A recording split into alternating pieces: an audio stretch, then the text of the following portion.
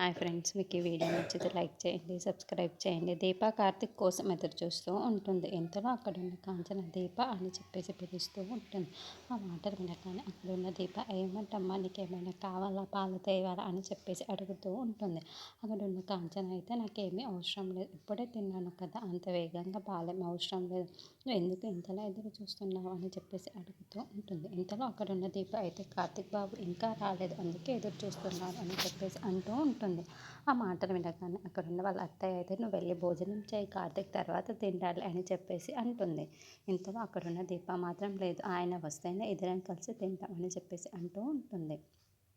ఆ మాటలు వినగానే అక్కడున్న వాళ్ళిద్దరూ అయితే చాలా సంతోషిస్తూ ఉంటారు. ఇంతలో అక్కడున్న వాళ్ళ అత్తయ్య అయితే కార్తీక్‌కి ఫోన్ చేసి అడగొచ్చు కదా, ఇప్పటిదాకా ఎందుకు రాలేదు అని చెప్పి అడుగుతూ ఉంటుంది. ఆ మాటలు వినగానే అక్కడున్న దీప అయితే తను ఏదో వర్క్‌లో ఉండాలి, లేకుంటే ఈ టైంకి వచ్చేసేవారు కదా, నువ్వు ఫోన్ చేసే టైం ఉంటే మనకి ఫోన్ చేసేవారు కదా అని చెప్పేసి అంటుంది.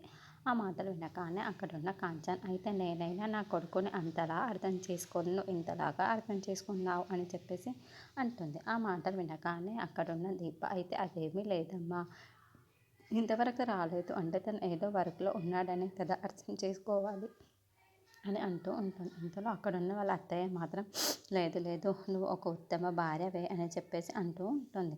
అది విన్న కాంచన అయితే అవునవును నిజమే, ఒక దీప ఒక ఉత్తమ భార్య అని చెప్పేసి అంటూ ఉంటుంది.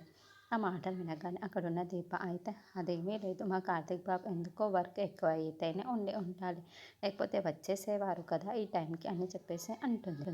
వాళ్ళ అత్తయ్య వాళ్ళు మాత్రం నువ్వు ఎదురు చూస్తూ ఉండు అని చెప్పేసి అంటూ ఉంటారు.